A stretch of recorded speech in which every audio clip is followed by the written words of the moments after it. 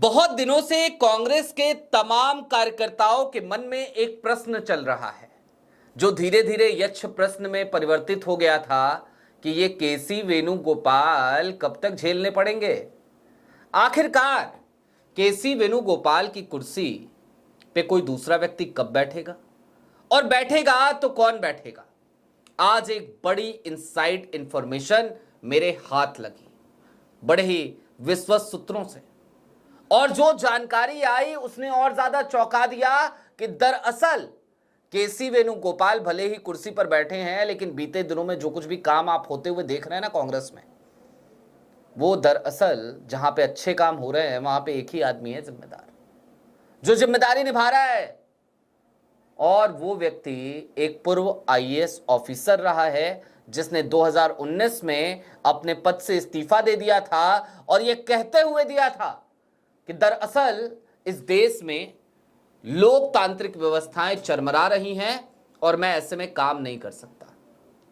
फिर 2023 में उसकी वजह से एक प्रदेश में कांग्रेस चुनाव जीतती है और उसका श्रेय भी कांग्रेस उस व्यक्ति को देती है। एक और व्यक्ति के साथ बात इतर है, लिहाजा बड़ी इनसाइड इंफॉर्मेशन है कांग्रेस के भीतर की। वीडियो में अंत तक जरूर बने रहिएगा। नमस्कार, मैं स्वप्निल और आप मुद्दा देख रहे हैं। दोस्तों, आगे बढ़ें उससे पहले एक छोटी सी अपील है। मुद्दा इन दिनों एक गंभीर आर्थिक संकट से जूझ रहा है। एक तरफ हमारे मेन बैंक अकाउंट फ्रीज चल रहे हैं, दूसरी तरफ हमारे 2.5 साल पुराने चैनल को हमसे छीना जा चुका है। लिहाजा आज की तारीख में घटते हुए रेवेन्यू की वजह से मुद्दा को डे टू डे ऑपरेशंस में काफी मुश्किलों का सामना करना पड़ रहा है। ऐसे में आपसे गुजारिश है, यदि आप चाहें, यदि आप सक्षम हो, तो छोटी छोटी मदद मुद्दा की जरूर कीजिएगा। इसके लिए आप स्क्रीन पर दिख रहे क्यूआर कोड या फिर के नीचे दिख रहे यूपीआई नंबर का इस्तेमाल कर सकते हैं। अब आगे बढ़ते हैं। आपकी स्क्रीन पर एक तस्वीर है, पहचानते हैं कौन है? जहां तक मुझे लगता है नहीं पहचानते होंगे। पहचाने भी तो पहचाने कैसे? ये वो व्यक्ति नहीं है जो राहुल गांधी के साथ उनके फोटो फ्रेम में हमेशा नजर आए। ये वो व्यक्ति नहीं है जिसको छपास का कीड़ा हो, यानी कि अक्सर अखबारों में छपे, अक्सर टीवी चैनलों पे दिखाई दे। लेकिन ये आज की तारीख में एक मौजूदा सांसद हैं, लोकसभा में एक संसदीय सीट का प्रतिनिधित्व करते हैं। इसके साथ ही साथ ये पूर्व आईएएस ऑफिसर रहे हैं, कांग्रेस के एक बड़े स्तंभ हैं। 2024 में इन्होंने लोकसभा का चुनाव जीता है और 2023 में कर्नाटका की जीत का श्रेय कांग्रेस ने इन्हें भी दिया था डीके शिव कुमार के साथ। नाम शशिकांत सेंथिल। अब मैं आपको जरा संक्षेप में बता देता हूं शशिकांत सेंथिल है कौन। तो दरअसल ये आज की तारीख में तो मैंने आपको बता दिया, ये सांसद हैं। तिरुवल्लूर लोकसभा पड़ती है तमिलनाडु में, वहां के सांसद हैं ये। और इसके साथ ही साथ 2009 से 2019 तक, यानी कि 10 सालों तक इन्होंने बतौर आईएएस ऑफिसर कर्नाटका काडर में काम किया है। दरअसल शशिकांत सेंथिल ने 2019 में इस्तीफा दे दिया था प्रशासनिक सेवाओं से, आईएएस ऑफिसर के पद से। और क्यों दिया था? तो उन्होंने कहा था लोकतंत्र की स्थिति में, आज की तारीख में जो लोकतंत्र की स्थिति है उससे मैं बेहद निराश हूं। यह स्थिति लोकतांत्रिक व्यवस्था में जैसी होनी चाहिए वैसी नहीं है। उसके बाद 2020 में ये कांग्रेस में शामिल होते हैं। 2021 के तमिलनाडु विधानसभा चुनाव में पार्टी के लिए इन्होंने प्रचार किया था। फिर सेंथिल को 2023 के कर्नाटक विधानसभा चुनाव में कांग्रेस पार्टी की जीत का श्रेय दिया गया जब सिद्धारमैया की सरकार बनी। ये हैं शशिकांत सेंथिल। शशिकांत सेंथिल के बारे में आपको कुछ और बातें मैं जरा विस्तार से बता देता हूं कि क्यों ये नाम बड़ा महत्वपूर्ण है। फिर इस पूरी बातचीत का जरा एक विश्लेषण भी करेंगे। दरअसल ये बड़े ही साइलेंट नेता हैं, लो प्रोफाइल नेता हैं। निष्पक्षता के साथ हर कार्यकर्ता की बात सुनते हैं, मन में कोई बैर भाव नहीं रखते और बड़ी शिद्दत के साथ इन्होंने अपने काम को बखूबी अंजाम दिया है। क्या काम है इनका? ये सीधे आला कमान को, कांग्रेस आला कमान को, और खास तौर पे आज की तारीख में जब मैं आला कमान कहूं तो वो फिफ्थ जो पावर सेंटर से उनकी बात भूल जाइए। आज की तारीख में आप राहुल गांधी और खड़गे को समझिए। तो राहुल गांधी और खड़गे तक, मल्लिकार्जुन खड़गे तक, ये सीधे गोपनीय रिपोर्ट हर बड़े नेता की पहुंचाते हैं। इसके साथ ही ये तमिलनाडु सांसद हैं, एआईसीसी वॉर रूम के चेयरमैन हैं शशिकांत सेंथिल। संगठन और स्टेट से जुड़ी कोई नियुक्ति हो या फिर कि संगठन सृजन अभियान के तहत जिला अध्यक्षों का चयन, हालांकि हरियाणा में इनकी नहीं चली थी, सेंथिल की टीम पूरे धरातल के वास्तविक डेटा को सामने रख देती है। इनकी जिम्मेदारी सिर्फ इतनी है कि भाई डेटा आ गया, डेटा को रख दिया जाए। पर्यवेक्षक में के बीच में इतना खौफ जब ये वॉर रूम के चेयरमैन तब रहता है कि अगर उन्होंने जो रिपोर्ट दी और सेंथिल ने जो रिपोर्ट दी, अगर दोनों रिपोर्ट्स में असमानता हुई तो कहीं आला कमान नाराज ना हो जाए।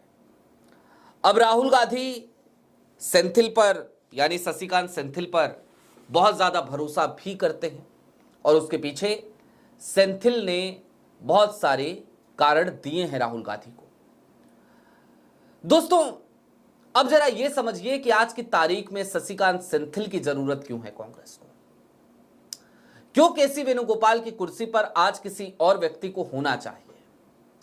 दरअसल पहली चॉइस कांग्रेस के कार्यकर्ताओं की अगर कोई था तो वो सचिन पायलट हुआ करते थे, लेकिन सचिन पायलट राजस्थान में अपनी जिम्मेदारियां निभाना चाहते हैं।